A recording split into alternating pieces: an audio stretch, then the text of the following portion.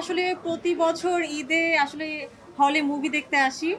আর এবারের ঈদে নিজের মুভি নিজে হলে দেখতে এসেছি এবং আজকের অডিয়েন্স দেখে আমি আসলে খুবই খুশি। কারণ আমি একটু আগে হলের ভিতরে ঢুকেছিলাম। তো একদম অনেক অডিয়েন্স সবাই মনোযোগ দিয়ে একদম মুভিটা দেখছে, গল্পের মধ্যে ঢুকে গিয়েছে।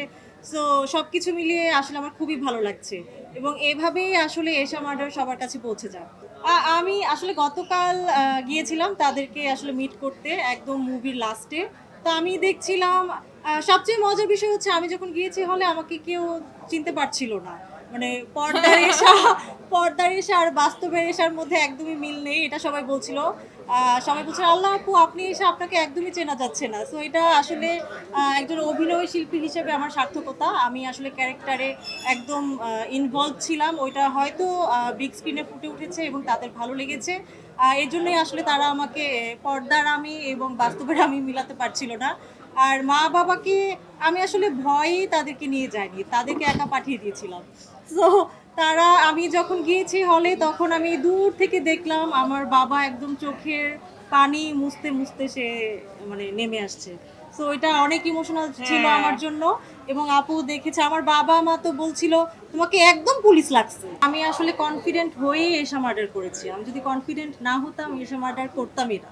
এবং আমার খুব ভালো লাগছে, অডিয়েন্সটা বের হয়ে বলছিল, আমার নাম তো সবাই ভুলে গেছে, ইনফ্যাক্ট আমাকে অনেকে, আমি আসলে নতুন, সবাই আমাকে বলছিল এসা ভালো করেছে, নতুন মেয়েটা ভালো করেছে। তো আমার ভালো লাগছে, আমার নাম চেঞ্জ হয়ে গেছে। এটা আসলে বড় প্রাপ্তি, যখন অভিনয় শিল্পীর আসলে ক্যারেক্টারের নাম ধরে ডাকা হয়, এটা আসলে অনেক বড় প্রাপ্তি নতুন হিসেবে। আমাকে আপাতত সবাই এই নামেই জানুক। তো আমি আসলে খুবই হ্যাপি। এবং সবাই বলছিল, আমাদের ভিলেনকে নিয়ে সবাই খুব বলছিল।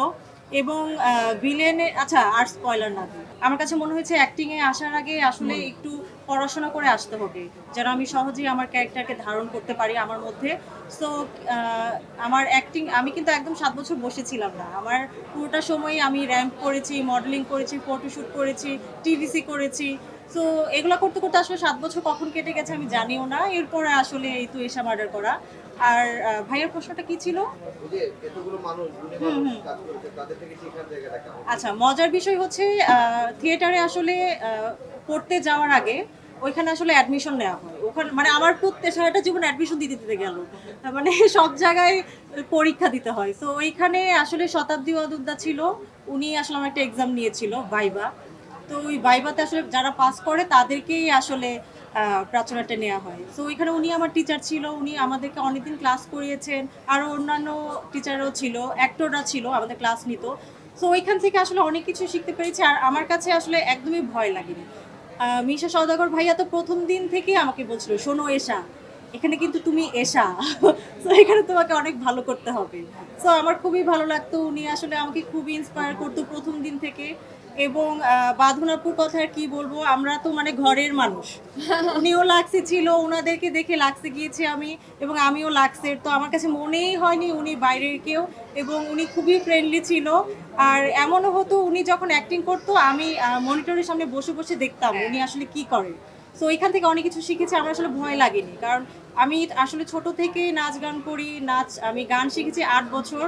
এটা আসলে আমার ফ্যামিলি সবাই অনেক অবাক হয়েছে যে সারা জীবন গান শিখে আসলে হঠাৎ করে কেন আমি অ্যাক্টিংয়ে বা লাগছে হঠাৎ করে, বাট হয়ে গেছে। তো আমার গান নিয়েও প্ল্যান আছে পরবর্তীতে, আগে একটু অভিনয়টা করিনি। বাঁধনাপুর কাছ থেকে অনেক কিছু শেখার আছে, উনি আসলে ক্যারেক্টারে এমনভাবে ইনভলভ হয়, ওইটা অনেক বড় কিছু শেখার জন্য একজন নতুন হিসেবে। কারণ আমি আসলে মঞ্চনাটক করেছি, ওইখানে আসলে সরাসরি ইন্টারাক্ট করতে হয় অডিয়েন্সের সাথে। তো ওই ভয়টা আমার নেই ক্যামেরার সামনে। আমার কাছে মনে হয় অ্যাক্টিং এর থেকে বেশি কঠিন ইন্টারভিউ দেওয়া, মানে আমি খুবই নার্ভাস থাকি আপনাদেরকে ইন্টারভিউ দেওয়ার না জন্য। না, কিন্তু এখন তুমি ইমপ্রুভ করছো। Nice. প্রথম 2 দিন তো ও পুরা মানে আমার কাছে ব্ল্যাঙ্ক হয়ে চুপ করে আছে। আমি বললাম পূজা তোমার হইলোটা কি? সো এখন কিন্তু ইমপ্রুভ করছে। So thank you, good good. তোমাকে দেখে এটাও শিখতেছি বাদলাপুর কাছ থেকে। সো অনেক কিছু শিখতেছি তোমার কাছ থেকে। So sweet. সো এগুলোই শেখা হয়। আর আমার কাছে মনে হয় যে বড় বড় আর্টিস্টদের সাথে কাজ করা মানে আসলে নতুন নতুন অপরচুনিটি, তাদের কাছ থেকে শিখতে পারা যায় অনেক কিছু। আসলে ভয় পেলে তো আসলে শেখা যাবে না। আর ওনাদের কাছ থেকে শিখে আসলে কিভাবে আরো ইমপ্রুভ করা যায় নিজের অ্যাক্টিং, ওইটাই আসলে ট্রাই করি আমি।